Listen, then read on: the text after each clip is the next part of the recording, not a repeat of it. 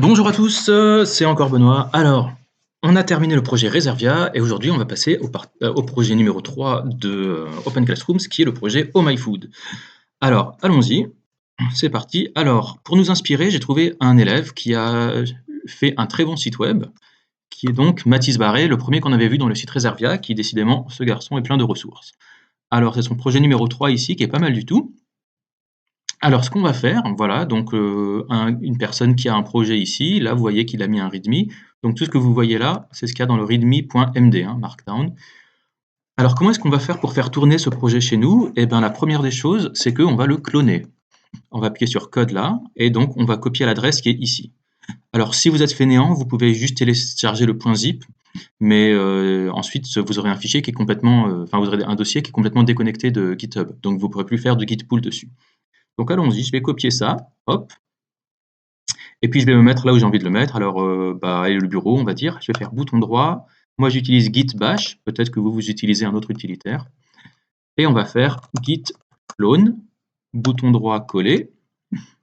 Et on va faire. Alors, si je voulais, je pourrais aussi faire espace et le nom du dossier si j'ai envie de le renommer. Mais parce que là, ça va le nommer Mathis Barré 30411-2020. Mais donc, on va le laisser comme ça. Enter. Et donc là, il est en train de cloner. Et vous voyez que là, normalement, ici, vous aurez un dossier qui va apparaître. Ah, pardon, il est là. Voilà, donc ça, c'est fait. Vous voyez que maintenant, si on va dedans, on a tout un ensemble voilà, de fichiers. Alors, qu'est-ce qu'on fait une fois qu'on a cloné une repo? C'est quoi qu'on fait?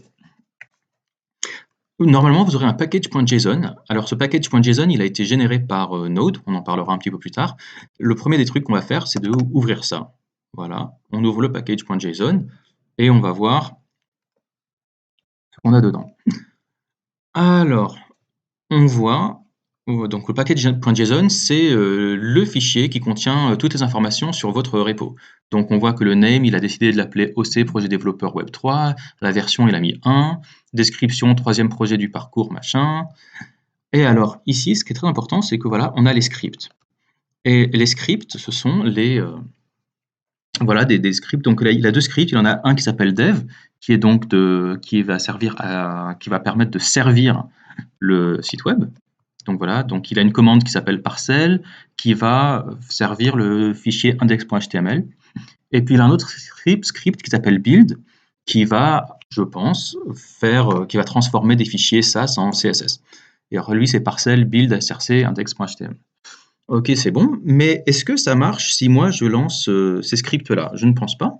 Vous allez voir qu'on va avoir un petit souci. Je vais ouvrir mon terminal avec CTRL et voilà, on est comme ça là, CTRL touche pourcentage. Vous voyez que là, alors vérifiez bien quand vous ouvrez un terminal que vous êtes dans le bon dossier. Moi, j'ai configuré mon terminal pour qu'il soit dans le bon dossier quand j'ouvre voilà, mon terminal. Sinon, vous faites CTRL-SHIFT-P, vous allez dans les settings, et puis dans les settings, vous allez chercher terminal, et puis voilà, vous allez chercher peut-être où est-ce que c'est, voilà. Bon, je vous laisse chercher là-dedans, mais il doit y avoir une voilà, vous pouvez, si vous ne trouvez pas, voilà, vous allez sur Google, et puis vous cherchez VS Code Terminal Default Directory, et voilà, vous allez trouver, voilà, Changing the default path of Visual Studio Code's integrated terminal.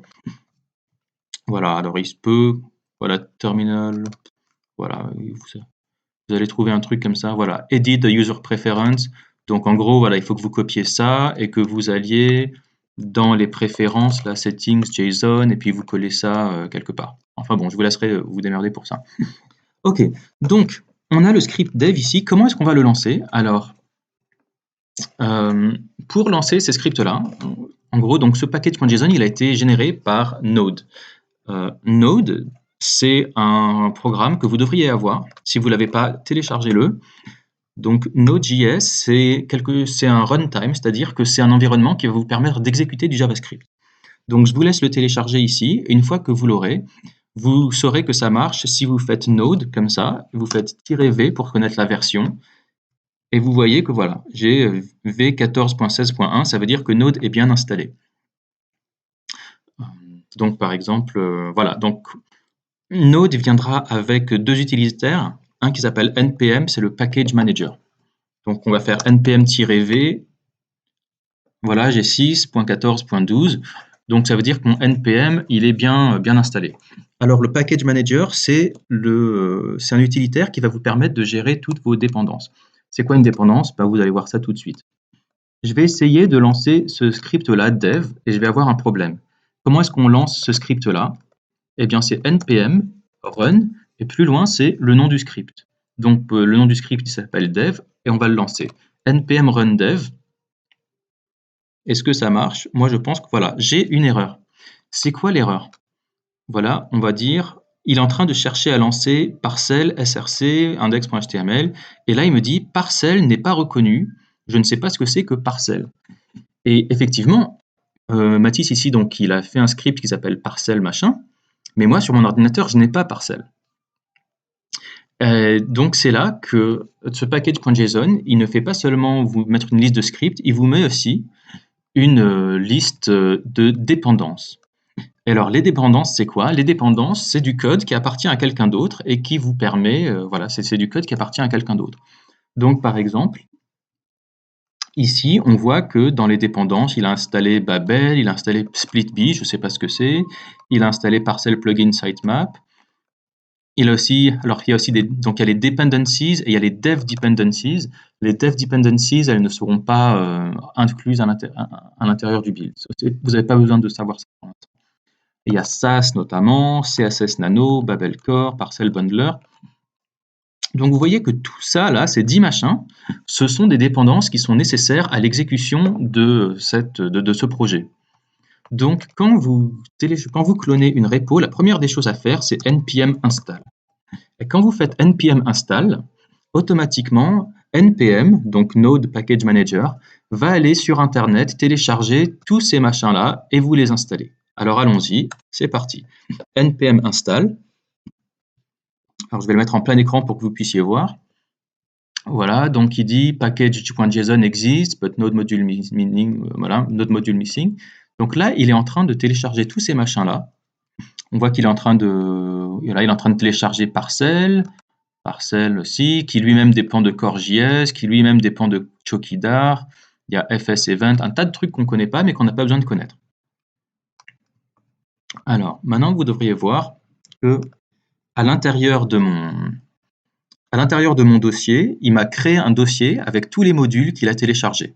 Alors, quand on parle de modules, c'est comme quand on parle de librairie ou de dépendance, ça veut juste dire le code de quelqu'un d'autre.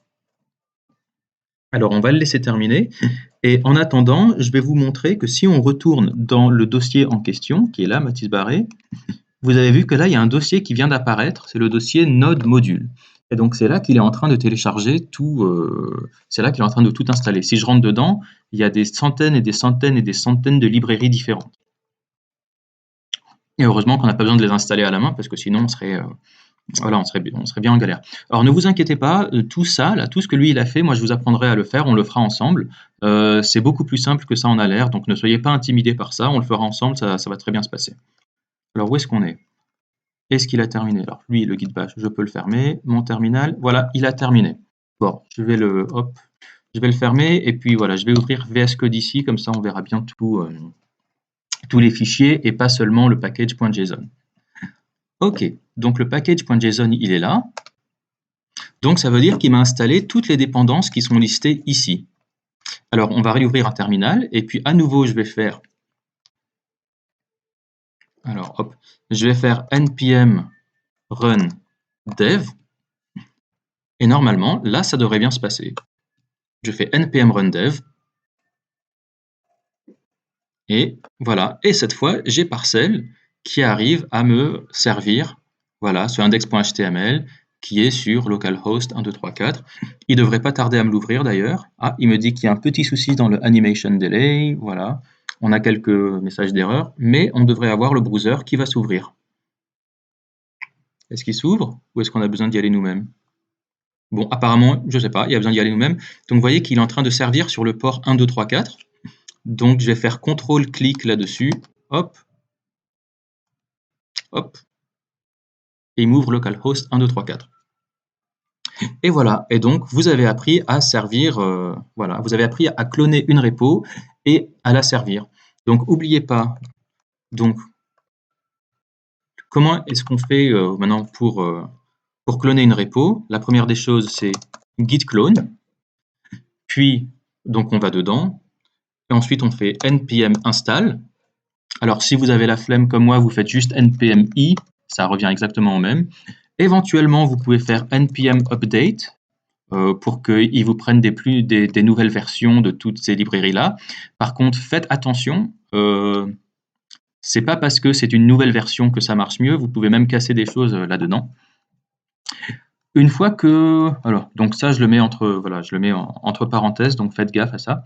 Une fois que vous avez fait votre npm install, vérifiez d'une part que Node module existe. Maintenant, normalement que vous avez fait votre npm install, vous avez d'une part le dossier Node module qui existe, et d'autre part, vous avez vérifié que package-lock.json existe. Voilà, une fois que vous avez, voilà, parce que là, le package-log.json, c'est un peu comme un package.json. Il va vous faire la liste de toutes les dépendances du projet et de leurs dépendances et de leurs dépendances et de leurs dépendances. Et donc ça, ce fichier-là, ce package-log.json, vous ne le touchez jamais, hein. Vous ne le modifiez pas. Vous avez le droit de le supprimer, hein. C'est pas très grave, regardez. Là, je peux le supprimer. Je peux aussi supprimer les nodes modules, c'est pas du tout un problème. Puisqu'une fois que j'ai supprimé ça, j'ai juste besoin de faire npm install et ça va les réinstaller. Donc là, vous voyez, hop, il est en train de tout me supprimer. Est-ce que vous êtes sûr que vous voulez de tout delete? Je dis oui. Alors au passage, les nodes modules, c'est très très très lourd, hein. Ça peut facilement faire 500 mégas.